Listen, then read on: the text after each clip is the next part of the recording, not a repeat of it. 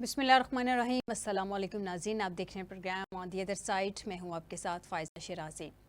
नाज़रीन, अब से कुछ लम्हात पहले हम तक इत्तला पहुंची है कि पाकिस्तान तहरीक इंसाफ के जो मरकज़ी सेक्रेटरी हैं, सेक्रेटरी इत्तलात यानी कि तर्जुमान हैं उनके, जो रऊफ़ हसन साहब, उन पर इस्लामाबाद में हमला हुआ है।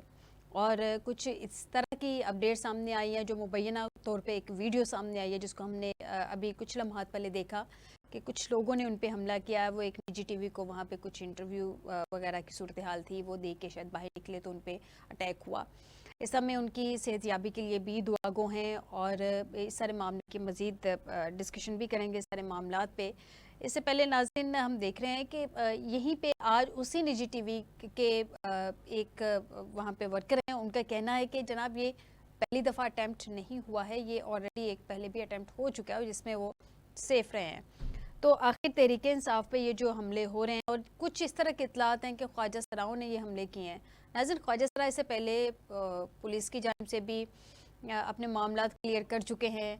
अब उन्होंने रऊफ़ हसन साहब पे भी हमला कर दिया। चले, पुलिस की जानिब से तो बकौल जो कुछ ख्वाजा सराओं के जो सामने आई कि उनको कुछ तहफ़्फ़ुज़ात थे, लेकिन रऊफ़ हसन पे हमला करने की क्या वजूहत हो सकते हैं, इस पर भी बात करेंगे आज के प्रोग्राम में। नाज़रीन, दूसरी जानिब फैसल वाडा साहब, तौहीन अदालत केस उनके ख़िलाफ़ है, उनसे जवाब भी तलब किया गया है, लेकिन आज वो भी सेनेट में खड़े होकर धुआंधार तरीके से ख़िताब कर रहे हैं। और उन्होंने इस ख़िताब में हमने देखा कि ख़ासा दोबारा से अदलिया को तनकीद का निशाना बनाया, और उन्होंने एक वर्ड वहाँ पे कहा, और वो वर्ड्स ये थे, उन्होंने कहा कि जी एक लाइन में अगर उसको सम अप करें तो मैं आज भी अपने वर्ड्स के साथ खड़ा हूँ। मतलब जो उन्होंने कहा, जो उन्होंने अदलिया पे तनकीद की, जिस पे उन पे तौहीन अदालत हो गई और उनके ख़िलाफ़ ये सारे मुकदमात अज़ खुद नोटिस भी हुआ, ये सारे मामला चल रहे हैं, उनसे जवाब भी तलब किया गया। उस पर वो कह रहे हैं कि जनाब मैं अब भी अपने अल्फाज के साथ खड़ा हूँ, और कह रहे हैं मैंने ऐसा कोई गलत काम नहीं किया है, जवाब मांगा है।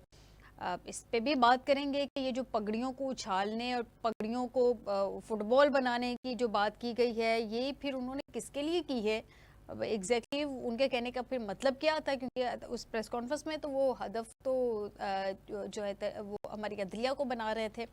आज भी नाज़रीन, उन्होंने सेनेट में बड़ी ठीक ठाक किस्म की बातें की, और उन्होंने दोबारा अदलिया को निशाना बनाया, जिसमें कुछ जजेस के बारे में उन्होंने बात की, जजेस के कंडक्ट के बारे में बात की, और उन्होंने कुछ उनके प्रोटोकॉल्स के बारे में बात की। और यही नहीं, अदलिया का जो नंबर है आलमी रैंकिंग में, उसके हवाले से भी तनकीद का निशाना बनाया। तो क्या हमारी अदलिया को तनकीद का निशाना इस तरह से सेनेट में खड़े होकर और एक और चीज़ बनाना बेहतर है, इस सब पे बात करेंगे। और नाज़रीन, जो एक और चीज़ मैं अभी कह रही हूँ उसमें यह है कि बार बार वाडा साहब की आवाज़ को काटा जा रहा था, यानी कि वो जब भी किसी ऑनरेबल जज का नाम लेते थे तो वहाँ पे हम देख रहे थे उनकी आवाज़ बंद कर दी जाती थी।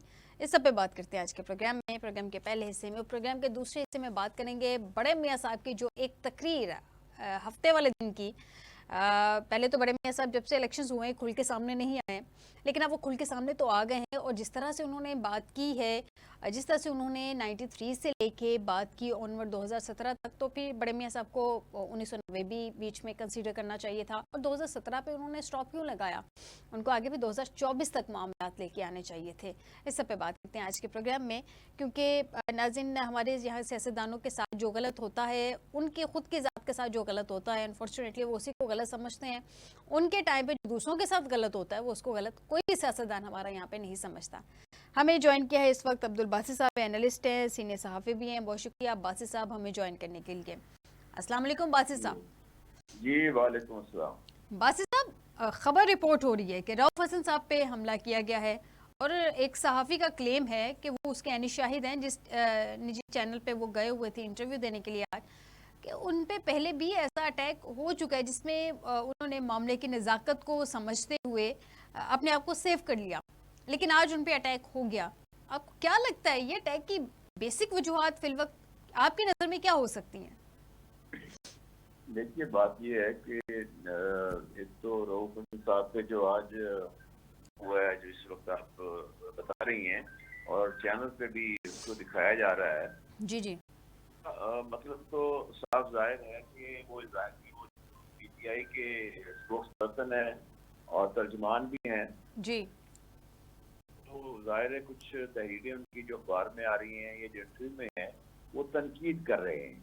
अब इसमें दो राय हो सकती हैं। एक राय तो ये हो सकती है कि जाहिर है कि वो एस्टेब्लिशमेंट के खिलाफ बात करते हैं, तो ये एस्टेब्लिशमेंट को बदनाम करने का भी एक तरीका हो सकता है।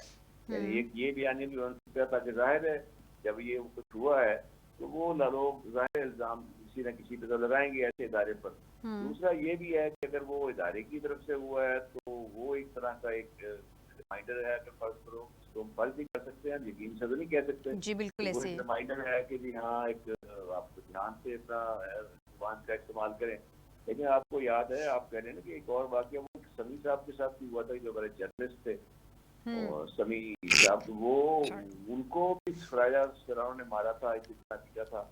तो ये दो वाकयात जो है ना इकट्ठे इस तरह के फराजा सरा शामिल थे आगे, क्योंकि आपने देखा कि वहाँ जो ऐनी शाहिदों के बयानात हैं वो बता रहे हैं कि काली गाड़ी के अंदर आके किस तरह से उन्होंने एक ख्वाजा सरा ने पहले पकड़ा, फिर बाकी ने ज्वाइन किया, सब ने उनको पिटाई की। फिर अगर शायद कुछ जो पेडेस्ट्रियन थे वहाँ वॉक कर रहे थे, उन्होंने शायद वो इंटरवीन किया, जिसकी वजह से वो हो सकता है इससे ज्यादा और भी नुकसान का हो सकता था। तो फिर वो बड़े कॉन्फिडेंस के साथ बड़े चलते हुए वहाँ से चले गए। लिहाजा ये मैं नहीं समझता कि ये कोई रऊफ हसन की पार्टी के ऊपर कोई हमला है। मैं तो ये समझता हूँ कि ये हमारे पाकिस्तान के ऊपर जो चैनल पे एक चीज चल रही है, दुनिया को दिखाई जा रही है, दुनिया भी देख रही है इसको, तो ये अच्छा मैसेज हमारे लिए नहीं जा रहा इस मुल्क के लिए कि यहाँ पर ना तो सहाबी अंदर सेफ है, अगर या फर्ज करें सियासतदान भी इस तरह के हालात होंगे तो एक अनारकी की कैफियत होगी। और इसमें पता नहीं कौन ऐसी चीज से फायदा उठाना चाह रहा है, कौन चाह रहा है कि डिस्टेबलाइजेशन हो इस मुल्क के अंदर और इस तरह के वाकयात हो।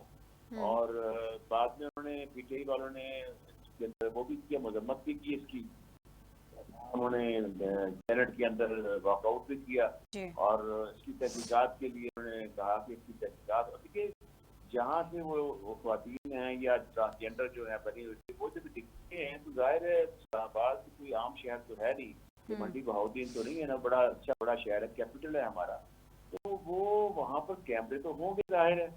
अगर पुलिस चाहती है तो वो उन कैमरों की मदद से अभी एक सीसीटीवी फुटेज सामने आई तो है बासी साहब, लेकिन उसमें कोई खास डिटेल इतनी नहीं है। उसमें देखा जा रहा है कि काफी दूर की फुटेज है कि किस तरह से अटैक हुआ और किस तरह से वो अपने आप को बचाने की कोशिश कर रहे हैं। एक वीडियो आई है अभी सामने, मजीद जैसे जैसे वक्त गुजरेगा मजीद चार कम से कम जिन्होंने पहले एक ने उनको पकड़ा और पकड़ लिया, फिर बाकी तीनों ने तेजी से आगे फिर थप्पड़ों की मुक्कों की, और कोई ऐसा कोई आला कौन उनकी कोई चाकू था या कोई ब्लेड था जिससे उनका चेहरा भी जख्मी हुआ और वो उनकी शर्ट जो थी कमीज पे भी खून था बहुत, तो उन्होंने उसको इसी तरह उनको हॉस्पिटल लेकर गए।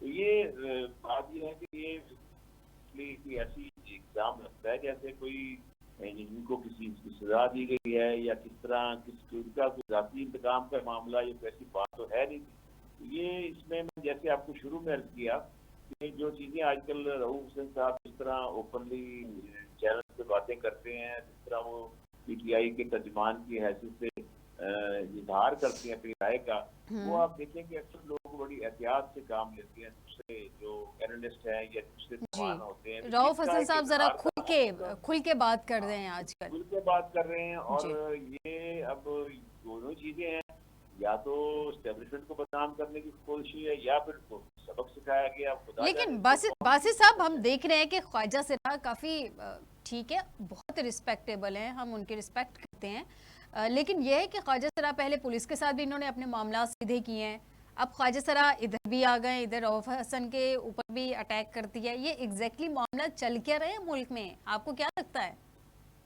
देखिए, मैं गुजारिश आपसे यही कर रहा हूँ कि ये जो मामला हुआ है ख्वाजा सरा का मामला है, इस मामले में तो कोई उनकी ना ख्वाजा सराओं के खिलाफ बात कही है या तो कोई मीडिया में कोई ऐसी बात होती, रिपोर्ट होती कि उन्होंने ख्वाजा सराओं के बारे में अल्फाज का ऐसा इस्तेमाल किया है जिसकी वजह से उनको तकलीफ पहुंची, तो चलो फर्ज कर लेते हैं कि बिना पर उनके खिलाफ वो हुए। लेकिन बाहर के अब किसी को भी ये इजाजत तो नहीं दी जा सकती है ना, इस तरह एक बहुत बड़ी पार्टी के तर्जमान है और ये जो खबर है मैं समझता हूँ ये पाकिस्तान में नहीं पूरी दुनिया में जाएगी, तो इससे एक अच्छा तासुर तो नहीं पैदा होगा इसके लिए। तो लिहाजा इसके लिए हुकूमत वक्त को चाहिए कि मुकम्मल तौर पर इसका सिचुएशन का अदराक करे और जी ऐसे जी जो ख्वाजा सरा निकले हैं उनको अरेस्ट करे, गिरफ्तार करे, पकड़े, ताकि इससे अगर ये नहीं पकड़े गए या नहीं ट्रेस आउट हुए तो उसे एक बड़ा एक अजीबो गरीब किस्म का एनिग्मा होगा, मुहिमा बन जाएगा, जिसको फिर बाद में आप देखते हैं कि सियासी पार्टियां जो होती हैं इसको अपने बयानी का हिस्सा बना लेते हैं और उसके अंदर फिर वो तनकीद भी करते हैं, क्योंकि वो तो जाहिर है जब तक अगर पकड़ लिए जाएंगे और उससे पकड़ के पूछगिछ की जाएगी और उसका एक इम्पार्शियल उसका वो इंटरोगेशन इन्वेस्टिगेशन होगी तो फिर तो जी ठीक है, लेकिन अगर ये नहीं पकड़े जाते और इसका नहीं पता लगता तो then it will be definitely एक सवालिया निशान बनता है और ये फिर इंतजामिया के लिए चैलेंज है और हमारी जो लेकिन बासी साहब हमारी पार्लियामेंट में जो लोग इंतजामिया बैठे बहुत थे, सारे पार्लियामेंट में जो बहुत लोग सारे बैठे ऐसे थे, केसेस हैं जो मिट्टी पाओ प्रोग्राम चलता रहता है, जिनकी बहुत सारी रिपोर्ट्स हैं जो कि अभी तक माजी का हिस्सा बन चुकी हैं, खुल के सामने नहीं आई हैं, और अगर कुछ रिपोर्ट सामने आती है तो सब अच्छा की रिपोर्ट आ जाती है। आपको लगता है इंतजामिया ठीक है?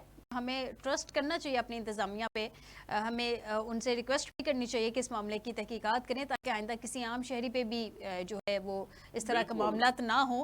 लेकिन इंतजामिया इस मामले को टेकअप उस तरह से करेगी जिस तरह से एक्सपेक्ट किया जा सकता है। देखिए अब ये वाकया अभी दोनों हमें चंद ही मेरा ख्याल में चंद मिनट्स गुजरे हैं, अभी घंटा भी नहीं शायद हुआ ये वाकया जी रिसेंटली अभी भी हुआ है, हम्म तो अब इसके लिए जाहिर है कि इसके जो कैमरे होंगे सारे उन पे ट्रेस किया जाएगा, जी उनकी गाड़ी आगे सारी आगे मजीद डिटेल्स आएंगी। बासी साहब मुझे एक और छोटा सा ब्रेक लेना है, हाँ हमारे जी साथ ही मौजूद रहेगा। नाज़रीन एक छोटा सा ब्रेक लेते हैं, ब्रेक से वापस आएंगे तो फैसल वाडा साहब ने सेनेट में दोबारा से अदलिया को तनकीद का निशाना बनाया, इस सब पे बात करेंगे एक ब्रेक के बाद। वेलकम बैक नाज़रीन। बासी साहब वाडा साहब की हमने देखा कि उन्होंने प्रेस कॉन्फ्रेंस की जिसपे बड़ा ठीक ठाक किस्म का अदलिया ने खुद नोटिस ले लिया, वाडा साहब से उसका जवाब तलब किया गया। अभी उसका जवाब वाडा साहब ने जमा करवाने और आज सेनेट में वाडा साहब की एक स्टेटमेंट है, वो कह रहे हैं कि मैं अपने अल्फाज के साथ खड़ा हूँ, मतलब मैंने जो बात की है मैं उस पर आज भी कायम हूँ। ये वाडा साहब एक्चुअल में कहना क्या चाह रहे हैं, क्यों अदलिया को तनकीद का निशाना बना रहे हैं आपके मुताबिक? देखिए जो वाडा साहब हैं आप जानते हैं कि ये अभी जिन्होंने पिछले दिनों प्रेस कॉन्फ्रेंस की जिसके ऊपर नोटिस भी लिया गया जी इनकी प्रेस कॉन्फ्रेंस का, जी जी और इन्होंने उसमें अदलिया पर जो है वो कुछ सवालात किए और आज वो पार्लियामेंट में जिस अंदाज से बात कर रहे थे जी जी तो जिस तरीके से उनको इसके इस एड्रेस को पूरे चैनल्स पे दिखाया गया, मैं देखता तमाम चैनल्स पे उसको दिखाया गया और वाडा साहब के अगर सियासी साहब या सियासी बसात को अगर देखा जाए तो उनकी इतनी खास नहीं है, वो एक पार्टी के वो हैं सेनेटर हैं और इससे ज्यादा तो कोई की अहमियत नहीं है। लेकिन पार्टी भी तो उनकी कोई नहीं है ना बासी साहब, कौन सी वही पार्टी? मैं कह रहा हूँ जी जी, जी वही मैं कह रहा हूँ ना, कोई तो इस पार्टी, लिहाज सिर्फ एक से सेनेटर हैं। उनको मेरा ख्याल है जिस तरह कवरेज दी गई है, जिस तरह वो दिखाया जा रहा है, या उनको सोचना चाहिए कि एक आदमी जो खास तौर पे ये कोई अच्छी बात तो नहीं है ना। देखिए अभी इस वक्त जो कल उन्होंने तारड़ साहब ने भी जो हमारे प्रेस कॉन्फ्रेंस की, उन्होंने भी इसी तरह उसके जवाब में बातें कही हैं, तो कोई फैसला तो अभी आया नहीं था, कोई इस मामले में भी केस चल रहा है, तो कबल वक्त इस तरह की बात करना, इन पर तनकीद करना जजों के बारे में। देखिए बात यह है कि हमारे पाकिस्तान की सियासत अभी हाल ही की सियासत में, को याद होगा कुछ साल पहले की बात है कि गिलानी साहब पेश हुए, वज़ीर आज़म भी पेश हुए, मियां नवाज शरीफ साहब भी पेश हुए, तो ये कई लोग आए हैं इस तरह, तो कोई ऐसी बड़ी बात नहीं है जिसमें कि आप कहें कि जी ये बहुत चंबे की बात है अगर हाईकोर्ट ने कह दिया है। तो बासी साहब वाडा साहब ने आज कहा है कि मैं आज भी अपने अल्फाज के साथ खड़ा हूँ, जो अल्फाज कहे हैं उस पर कायम हूँ। इसका मतलब ये है कि वाडा साहब तौहीन अदालत में चूंकि उनको बुला लिया गया तो वहाँ पे कोई माफ़ी तलाफ़ी वाला कोई मामला नहीं होगा, तो फिर आपको क्या लगता है कानूनी तौर पे ये मामला होगा क्या? क्योंकि वाडा साहब सेनेटर हैं, सेनेटरशिप पे भी कोई सवाल उठ जाएगा फिर अगर अदालत कोई खास किस्म का नतीजे पे पहुँचती है। हाँ देखिए बात यह है कि पार्लियामेंट के फ्लोर पे तो खड़े होकर जो बातें आपने इससे पहले भी सुनी होगी, आपको याद होगी अभी माजिद करीम ने पार्लियामेंट में खड़े होकर चीफ जस्टिस जो पिछले थे या उनकी जो दूसरे जजेस के बारे में क्या क्या अल्फाज होते थे, जी जी तो वो तो पीछे भी होते रहे हैं। ये कोई स्पेशली जब इलेक्शंस का मामला टेकअप किया हुआ था पुराने चीफ जस्टिस साहब ने, रिटायर्ड चीफ जस्टिस बंदयाल साहब ने। जी हाँ, जो पार्लियामेंट का जो फ्लोर है ना, यहाँ पे खड़े होकर टाइटल है, कहते हैं हम पार्लियामेंट के जो बात करना चाहे हमारा इस्तेहकाम के बात कर सकते हैं, लेकिन लेकिन ये जो चीज़ है ना कि एक इदारा है, एक मैं समझता हूँ कि अगर फर्ज करो इसको वो रिएक्ट करते हैं इसके ऊपर और पार्लियामेंट के अंदर खड़े होकर बात करते हैं, और उस पर मैं समझता हूँ कि सोचना चाहिए कि आखिर उनको इतनी आज़ादी क्यों मिली हुई है, वो इतनी आज़ादी से बात, या तो वो अपनी जाहिर है अपनी सियासी साख को बढ़ाने की कोशिश कर रहे हैं, सियासी कद को बढ़ाने की कोशिश कर रहे हैं। क्योंकि देखिए कि इनको उससे पहले तहरीक इंसाफ वालों ने निकाला था, बांसवाड़ा साहब को आउट कर दिया था आगे। तो अब ये जो गुफ्तगू करते हैं बाद कुछ ऐसी मिली जुली गुफ्तगू करते हैं, कभी वो सियासतदानों की बात करते हैं और लेकिन साथ साथ वो सियासत को अदलिया को भी निशाने पर रख लेते हैं, जी। और कभी वो आज वो सारी सियासी जमातों की बात कर रहे थे बशमूल तहरीक इंसाफ। उन्होंने बानी पीटीआई का जो उनके खिलाफ वोट ऑफ नो कॉन्फिडेंस हुआ था उसमें भी अदालतों पे सवाल खड़ा कर दिया, भाई आप रात को 12 बजे किस लिए खुल गई थी अदालतें। तो उन्होंने आज सारी जमातों को बीच में लग दिया। ऐसा समझ नहीं आई कि वो एक्चुअल में किसके हक में बात कर रहे हैं, ये तो समझ आई कि अगेंस्ट किसके बात कर रहे हैं। वो यही ऐसी रंग रूप धारते हैं जब इस तरह की बात करते हैं, ताकि लोग कंफ्यूज रहें कि किसके नुमाइंदे हैं, किसकी तरफ से बात कर रहे हैं। तो खैर इनको जो गुफ्तगू करनी थी वो उन्होंने कर ली है, और करने के बाद ऐसे लोगों की जो की एक सियासी साख होती है या सियासी कद होता है वो बड़ा नहीं होता कभी, क्योंकि ये काफी एक्सपोज हैं और ये बातें जिस तरह करते हैं, जिस अंदाज से करते हैं। जी जी। तो वो याद होगा प्रोग्राम में इन्होंने एक टीवी को जूता भी रख दिया था बहुत बड़ा, और मतलब ये कोई एक इक़्तिदार पसंद सियासत का रवैया नहीं है। पाकिस्तान में इक़्तिदार पसंद सियासत का खात्मा होने जा रहा है और हम एक्सट्रीमिज्म की तरफ बढ़ रहे हैं। जब हम इक़्तिदार की ख्वाहिश करते हैं, इक़्तिदार पर रहने की कोशिश करते हैं, तो उसका नतीजा ये होता है कि हम दूसरे लोगों को जो आपके मुखालिफ होते हैं, आप उनको ना सिर्फ तनकीद बनाते हैं बल्कि उन पर तशद्दुद भी करते हैं। ये चीजें जो है ना इस तरह की मामलात में, तो मैं तो समझता हूँ किसी लिहाज से भी ये काबिल तहसीन नहीं है बल्कि काबिल फिक्र है। अच्छा बासी साहब अपने जवाब में मेरा एक और सवाल भी ऐड कर लीजिएगा, दोनों का इकट्ठा जवाब दे दिएगा। इस वक्त मौजूदा सूरत हाल में इस तरह से लग रहा है कि जैसे हमारी अदलिया और हमारे इस्टेब्लिशमेंट एक दूसरे के आमने सामने आके खड़े हो गए हैं। आपको क्या लगता है ये मामला सेटल्ड होंगे? कोशिशें तो सियासी जमातों की तरफ से, स्पेशली पीएमएलएन की तरफ से या जरदारी साहब की जानिब से हो सकता है आइंदा दिनों में हमें नजर आए, या कहीं कोशिशें शुरू भी हो गई हों जो कि अभी सामने नहीं आई है, बज़ाहिर सामने नहीं आई है। आपको लगता है ये मामला ज्यादा बिगड़ेंगे, सेटल्ड हो जाएंगे, क्या होगा क्या इसका? इक़्तिदार पार्टीज है ना, उसमें आप देखते हैं बशमूल जिसमें पीएमएलएन भी है, पीपल्स पार्टी भी है, एमक्यूएम भी है। तो ये जो पार्टीज हैं आप जानते हैं कि इन पर ये इल्जाम लगा हुआ है कि ये 47 के तहत जो है पर्चे आ रही हैं या इस तरह की बातें कही जा रही हैं। बहुत आप देखते हैं कि इस पर बाकायदा कहा भी जा रहा है मीडिया में और आम पार्लियामेंट में भी इस पे जनाब ये हुकूमत जो है बस मैंडेट नहीं है। तो लिहाजा 47 की हुकूमत कहा जा रहा है ना बासी साहब। तो आप तसव्वुर ना करें सूरत में कि ये जो पार्टीज हैं किसी भी सूरत में कोई ऐसी बात करेंगे जिससे ऐसी चीजों का खात्मा हो सके, जिसमें अदलिया के खिलाफ बयानात खत्म हो जाएं या अदलिया का एहतराम किया जाए।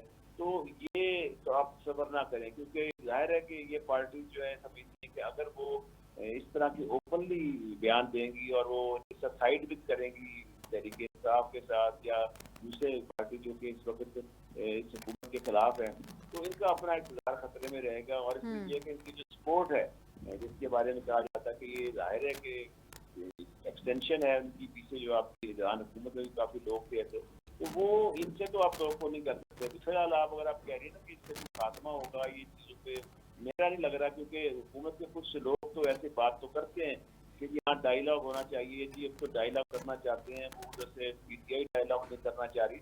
तो डायलॉग के लिए तो फिर देखें ऐसा तो नहीं होता ना कि आप डायलॉग भी करें साथ साथ उन पर हमले भी करें। बिल्कुल ऐसे ही है। अच्छा जी सूरत के लिए आपको एक तरफ जाना होगा जिससे पता लगे कि आप एक समत का तयन करना होगा और उस समत में फिर सबको आगे बढ़ना होगा। फिर ये नहीं होगा कि आप डायलॉग भी करें और हमले भी करें। अच्छा मुझे बासी साहब ये भी बताइएगा, हफ्ते वाले दिन बड़े मियाँ साहब ने एक तकरीर की, गो के जब से इलेक्शंस हुए हैं बड़े मियाँ साहब उस तरह से ऑफिशियली सामने नजर नहीं आए, कोई ख़ास उन्होंने तकरीर नहीं की। एक आध इजलास था अपनी बेटी के साथ, सीएम पंजाब के साथ उन्होंने उसको चेयर किया, लेकिन उस तरह से सामने नहीं आए खुल के जिस तरह से हफ्ते वाले दिन उन्होंने तकरीर की। दोबारा से एहतसाब की बात की, यानी कि एहतसाब की ख्वाहिश उनके अंदर से नहीं ख़त्म हो रही। उन्होंने 1993 से लेकर 2017 तक की बात की, 2017 से लेकर 24 भी हज़फ कर गए और पीछे उन्होंने 90s की भी बात नहीं की है। मतलब हमारी सियासत में जो सियासतदानों के साथ गलत होगा जिस एरा में, वही एक्चुअल में इदारे गलत कर रहे हैं और उस सियासतदान के खिलाफ हुआ है। बाकी सबके खिलाफ अगर कुछ हो तो वो ठीक है, वो जायज़ है। देखिए, बात है कि अगर तो आप सिंगल हैंडेड अपनी बात करेंगे, तो जब आप अपनी बात करते हैं तो आपके खिलाफ भी बहुत सवाल आपकी मुखालिफ पार्टियों के पास किया है जी। इनमें कौन क्या कुछ नहीं करता रहा, कौन किसके साथ नहीं रहा, कौन किसके बना, इसके कंधों पे रखकर इस ओहदे पर पहुंचा, ये सब चीजें चलती हैं। इमरान खान के बारे में कहा जाता है कि उसको 17-18 में स्टैब्लिशमेंट लेकर आई आपके। इसी तरह जब नवाज शरीफ साहब है, इनको आपने देखा कि शुरू से ही जो ज़ियाउल हक के साथ इनकी बाकायदा हुई, के साथ परवरिश की गई, इनको आगे लाया गया। और हमारी जो पार्टी जिसे हम कहते हैं ना कि पाकिस्तान की कायदे की पार्टी, वो कभी कन्वेंशन की पार्टी बनती है, कभी कौंसल लीग पार्टी बनती है, कभी वो जो है ये जो पार्टी बनती है इनकी जो आपके जो फेज लाइसा वाली पार्टी वो बन जाती है, कभी ये बनती है। तो ये तो तभी मामला खत्म होगा अगर आप एक दफा इक़्तिदार को अपने पाँव की नोक पर रखें ना पार्टियां, और तमाम पार्टियां नहीं ना, तमाम और कंधे इस्तेमाल ना करने का ये जो है उस चैलेंज को एक्सेप्ट कर लें या कंधे इस्तेमाल ना करने का ये प्रॉमिस कर लें, किसी भी सियासी जमात ने नहीं करना। इक़्तिदार की लालच रहती है, वो जी, इक़्तिदार से रहना इम्पोर्टेंट है, इक़्तिदार हासिल करना इम्पोर्टेंट है। और कल वो ये कहते थे कि इनको हमारे थी, आज इनको भी वो पीके वाले कहते हैं इनकी रिवायत हासिल है। तो लिहाजा ये चीजें तो तब खत्म होंगी अगर आप इसकी हवस जो है ना इक़्तिदार की छोड़ दें। इक़्तिदार की हवस। बासी साहब, एक आखिरी सवाल आपसे सर, लास्ट मिनट है, मुझे ये भी बताइएगा कि बड़े मियाँ साहब ने 1993 से ऑनवर्ड की बात कर दी, लेकिन 1990 में जब हमने देखा कि बीबी साहिबा की हुकूमत ख़त्म की गई थी, तो उस वक्त उस सारे प्रोसेस का सबसे बड़ा बेनिफिशरी जो था वो बड़े मियाँ साहब थे। फिर 1996 में भी जब बेनज़ीर साहिबा की दूसरी हुकूमत ख़त्म कर दी गई, तो उस वक्त भी जो सबसे बड़े बेनिफिशरी थे वो भी बड़े मियाँ साहब थे। इसके बाद 1998 के इंतखाबात में जब पीपल्स पार्टी से उस वक्त का इंतखाबी निशान ले लिया गया, उस वक्त भी जो उस सारे प्रोसेस के बेनिफिशरी थे वो बड़े मियाँ साहब ही थे। तो इसके अलावा जब यूसुफ रज़ा गिलानी साहब प्राइम मिनिस्टर थे, तो जो पटिशनर बन के पहुँच गए थे अदालत में, वो भी PMLN ही थी। तो ये क्यों बड़े मियाँ साहब भूल गए? उनको अपना याद आता है कि मुझे क्यों निकाला, तो फिर जिन दूसरों सियासी जमातों के बेनिफिशरी ये बने और उनको निकाला गया, इनकी वजह से उनको निकाला गया, वो क्यों नहीं याद आता इनको? देखिए, जो हमारी जो तमाम कौमी सियासत है ना, ये सारी तजादात से भरपूर है, और इसमें सियासत भी और सियासतदान भी वो एक दूसरे की पर हमला तो करते हैं, बात तो करते हैं, कंडेम तो करते हैं, लेकिन वो खुद भूल जाते हैं कि खुद अपने दौर में क्या कुछ करते रहे आप।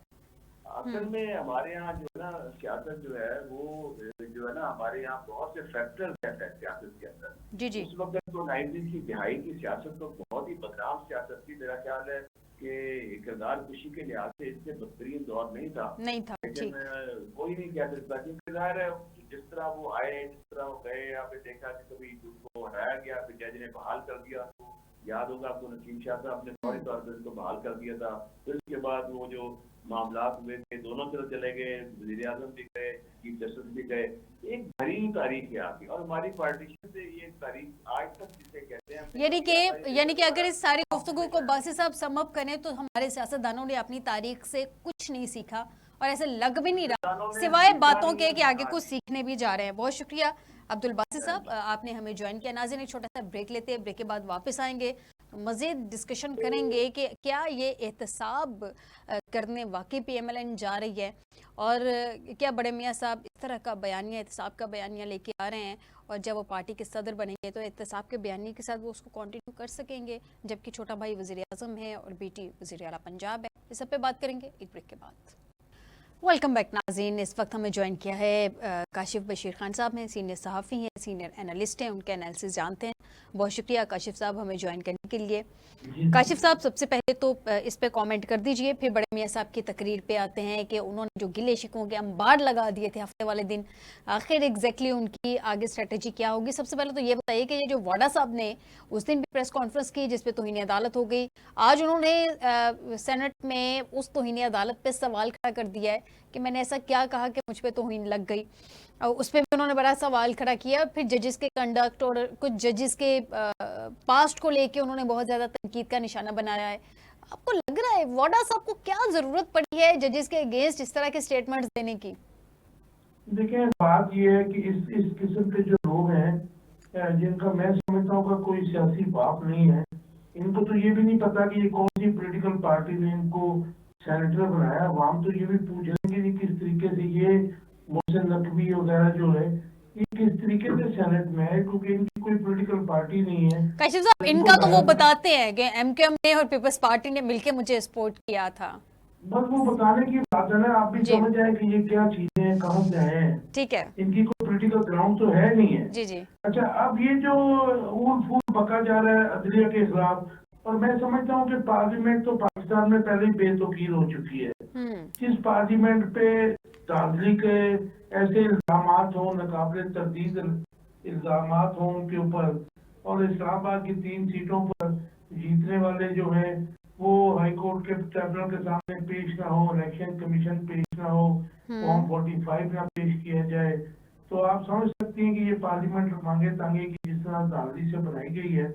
और मैं समझता हूँ कि इस बेतौकीर किस्म की पार्लियामेंट, कौमी असेंबली और सेनेट में जिस किस्म की तरीके तकरीरें वाडा साहब कर रहे हैं, ये इस मुल्क को, इस रियासत पाकिस्तान को जो आग लगी हुई है उसको भड़का रहे हैं। इनका मकसद कुछ और है, क्योंकि इनका मकसद सियासत करना नहीं है।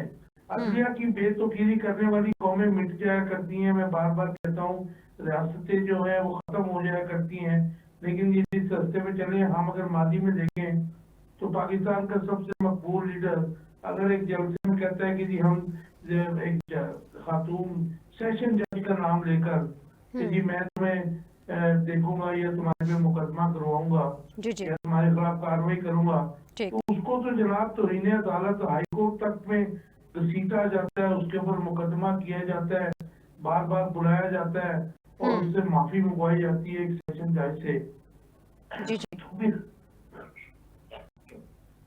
तो फिर आप ये सोचें कि ये फैसल वाडा जैसे लोग क्या चीज है, इनके बैक पे कौन है कि जो सुप्रीम कोर्ट के जजेस को ललकार रहे हैं।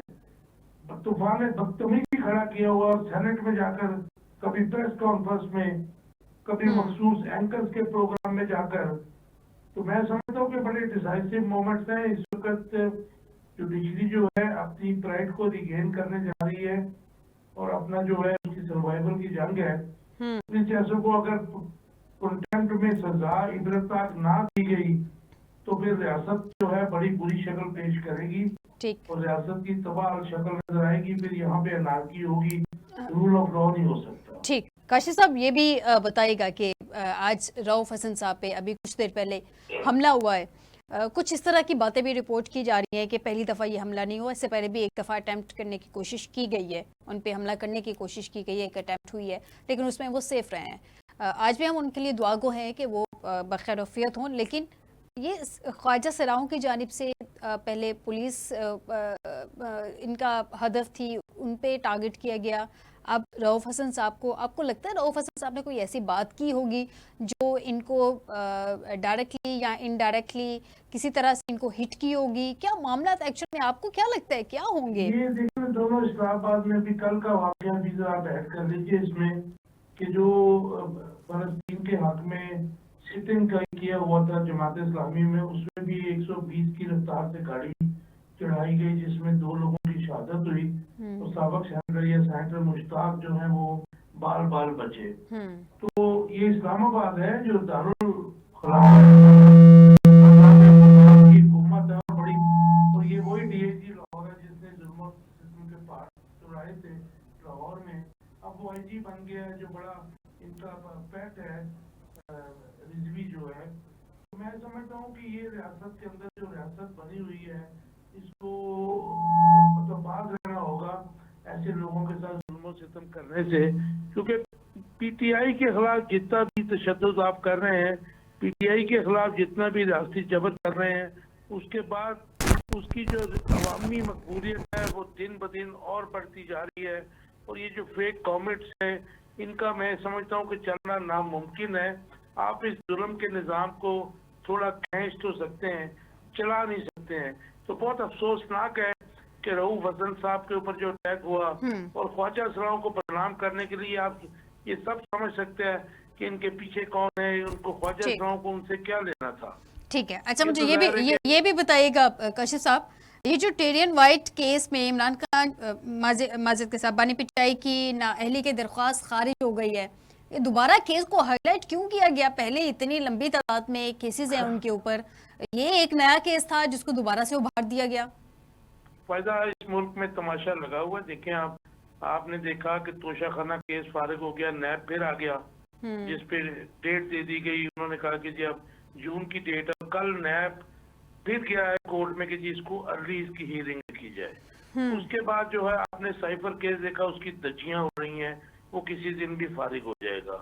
190 मिलियन जो पाउंड केस बनाया था उसमें भी कुछ नहीं था।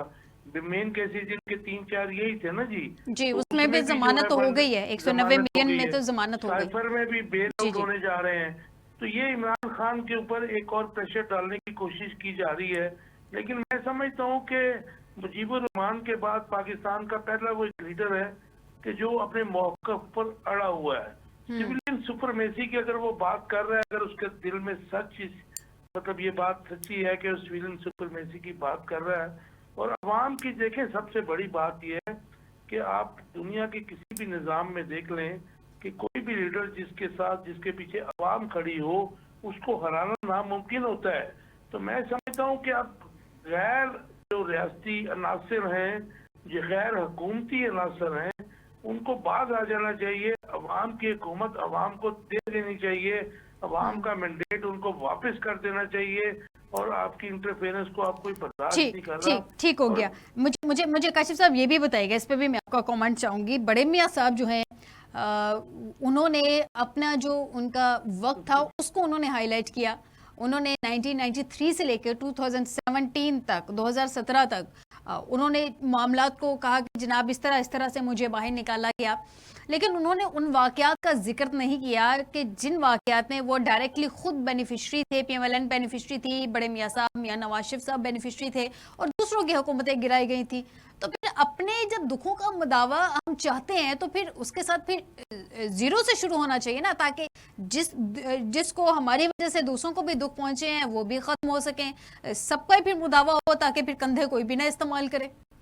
देखें, ये मियां साहब का तो बातें सुन के तो हंसी भी आती है और रोना भी आता है कि क्या ये वही शख्स है कि जिसको ताकतों ने 3 दफा प्राइम मिनिस्टर ऑफ पाकिस्तान बनाया। मियां नवाज शरीफ की अगर आप बातें सुने तो वो अभी भी माजी में रह रहा है। आप ये वो भूल गए हैं कि 2024 में अवाम ने उनको रद्द नहीं किया, अवाम ने उनको दुत्कारा है। और जो वो बात कर रहे हैं, आप वो देख लें कि 1990 में वो प्राइम मिनिस्टर कैसे बना था, 1996 में कैसे बना था, 97 में, उसके बाद जो 2013 में बना, और फिर जो जितनी दफा CM बना, इसको किसने बनाया और उन्होंने किया क्या इस मुल्क के साथ? काशिफ साहब 1988 में भी डायरेक्टली जो हुआ था उसके बेनिफिशरी बड़े मियाँ साहब भी थे, जब पीपल्स पार्टी से उस वक्त उनका इंतखाबी निशान ले लिया गया था और उनको उसके बगैर ही फिर इंतखाबात में जाना पड़ा था। तो उस सबके भी तो डायरेक्टली बेनिफिशरी बड़े मियाँ साहब भी थे ना। पंजाब में इनको बनाया गया था CM, हालांकि 1988 में पीपल्स पार्टी की सीटें ज्यादा थी। तो लेकिन ये इनको लाकर तो कॉन्फ्लिक्ट की सियासत और बदतमीजी की सियासत शुरू कराई गई थी मुहतरमा बेनजीर भुट्टो। काजी साहब, यूसुफ रजा गिलानी साहब के केस में भी तो बेनिफिशरी बड़े मियाँ साहब भी थे ना। इनको किसने कहा था बेनिफिशरी? वो पटिशनर बन के पहुंचे, मेमो गेट में ये कोट पहन के पहुंचे थे जी। मियाँ नवाज शरीफ जो है ना, इस वक्त वो मेरे ख्याल में फारिग हो चुके हैं।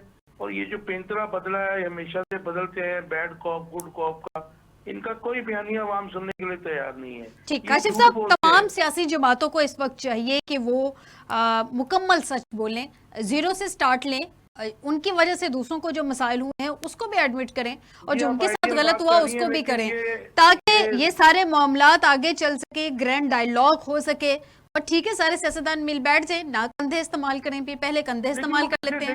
देखें जब आप कहते हैं कि मिल बैठे हैं तो आप नवाज शरीफ या शहबाज शरीफ के साथ इमरान खान कैसे मिल बैठेगा? ठीक है जी, पीपल्स पार्टी के साथ कैसे बैठेगा? क्योंकि पीपल्स पार्टी किसी जमाने में मुजामत की सियासत किया करती थी, लेकिन अब तो वो करप्शन के बेनिफिशियरी हैं। अब तो वो बी टीम है एस्टेब्लिशमेंट की, नून लीग की तरह। और मैं समझता हूँ कि इनका दड़न तख्ता होने वाला है। ये झूठ बोलते हैं, ये करप्ट लोग हैं, इनके ऊपर करप्शन के केसेस हैं और ये हुकूमत में बैठे हैं, जल्दी मैंडेट लेकर बैठे हैं। और अदलिया का मैं समझता हूँ कि जो रिवाइवल हो रहा है उसमें इनके लिए सियासी मौत भी है, इनके लिए सजाएं भी हैं, इनकी हुकूमतें जाने भी हैं। क्योंकि अगर फॉर्म 45 और 47 के ऊपर नतीजे आने शुरू हो गए, आपको पता है कि इलेक्शन कमीशन ऑफ पाकिस्तान ने 6 जजेस के पंजाब में जो रिकमेंडेशंस भेजी हैं चीफ जस्टिस ने, उनका नोटिफिकेशन रुका हुआ है। जैसे पंजाब हुकूमत ने एंटी टेररिस्ट कोर्ट के 6 जजेस का नोटिफिकेशन नहीं कर रही है, इसी तरह इलेक्शन कमीशन, क्योंकि ये भाग रहे हैं। क्योंकि अब ये अगर ट्राइब्यूनल्स में जाएंगे तो 47 और 45 का मामला कोई महीनों या सालों का फैसला नहीं है, वो दिनों में फैसले होंगे। लेकिन वो तो करने की बात है ना काशिफ साहब, अगर फैसले करने पे आए तो दिनों में हो जाते हैं, अगर ना करने पे आए तो वो फिर लटकाते रहते हैं। अदलिया का जो रिवाइवल हो रहा है जी, और वो जो खौफ के बुत उन्होंने तोड़े हैं, उसमें मैं समझता हूँ कि अदलिया से बड़े डेयरिंग फैसले आएंगे। अच्छा, अब तो अदलिया के अपने भी सर्वाइवल की जंग और ये जो बानी पीटी की रिहाई एक्सपेक्ट कर रहे हैं, ये भी अदलिया के फैसलों की वजह से होगा या कोई डायलॉग की वजह से होगा? नहीं, डायलॉग नहीं हो रहा है, फायदा डायलॉग हो ही नहीं रहा है, कोई झूठ बोलते हैं। डायलॉग ये जो फिलर फेंके जाते हैं अपने मनपसंद साफियों से, सो कॉल्ड जर्नलिस्टों से, एंकरों से, वो ऐसी कोई बात नहीं है, क्योंकि कोई डायलॉग नहीं है। ये अगर उनकी ठीक, कोई डायलॉग नहीं है। काशिफ साहब मुझे थोड़ा सा मार्जिन दीजिएगा। नाज़रीन, इस वक्त हमें ज्वाइन किया है लतीफ़ सरा साहब हैं, लॉ एक्सपर्ट हैं। उनसे जानते हैं कि ये जो आज नूर आलम साहब ने कहा है कि दोहरी शहरियत तो किसी दूसरे मुल्क की सिटीजनशिप रखने वाले शख्स को सुप्रीम कोर्ट और हाई कोर्ट का जज तैनात करने पर पाबंदी आयद करने का आईनी तरमीमी बिल कौमी असम्बली में जमा करवा दिया गया है। इसमें कुछ आर्टिकल्स का जिक्र किया गया है, उसमें बात करते हैं आज के प्रोग्राम के इस हिस्से में। बहुत शुक्रिया सरा साहब हमें ज्वाइन करने के लिए। सरा साहब, आज कुछ आर्टिकल्स का जिक्र किया गया है इस बिल में। आइन के आर्टिकल 177, 193 और 208 में तरमीम तजवीज़ की गई हैं। एग्जैक्टली ये आर्टिकल्स हैं क्या? बिस्मिल्लाहिर्रहमानिर्रहीम। सबसे पहले तो ये मैं आप लोगों का शुक्रगुजार हूँ कि इस मौके पर और इस तरमीम के हवाले से जी आपने मेरी राय भी मांगी है। ये तमाम के तमाम जो आर्टिकल हैं दस्तूर के, ये सारे जजेस की तैनाती, जजेस की अहलियत ठीक और की बाबत है। अब रहेगी बात ये कि जजेस की अहलियत के साथ साथ बकिया शोबाजात जो है उनकी अहलियत की भी क्या दस्तूर में बात है? जवाब है हाँ, बिल्कुल ऐसे ही है। ठीक है। मैं एक बात तो आपके सामने अर्ज करता चलूं कि बाज़ औक़ात बहुत अच्छे काम वो लोग भी कर देते हैं जिनको ये नापसंद होते हैं सिर्फ जिद में आकर। अगर इस मुल्क का जनरल होने के लिए दूरी शहरियत नहीं होनी चाहिए, कौमी असम्बली का रुकन होने के लिए दूरी शहरियत नहीं होनी चाहिए, मैं बिल्कुल अदलिया के साथ खड़ा हूँ, अदलिया के फैसलों के साथ खड़ा हूँ। और अदलिया जो फैसले कर रही है उसमें अदलिया हक़ जानब है। लेकिन अगर हम हर बात को शक की निगाह से देखें, बात दुश्मन भी बातें अच्छी कर देता है। ये जो इन्होंने अमेंडमेंट लाने की कोशिश की है इस वक्त, जिसके लिए आपको पता है ना कोता इसलिए चाहिए होगी जी जी, और अगर ये हजरत मौलाना फजल रहमान साहब की पार्टी की तरफ से एक मेंबर आते हैं तो उसको तय जो है वो हुकूमती हकों से मिल जाती है और ये एक बिल पास हो जाता है। तो इसमें हमारे पेट में मरोड़ नहीं उठना चाहिए कि अदलिया पे कदगन लग रही है, अदलिया पे पाबंदी लग रही है। क्यों ना इस मुल्क में वो जज तैनात हो हाई कोर्ट और सुप्रीम कोर्ट के जिनकी दिलचस्पी इस मुल्क के लिए हो।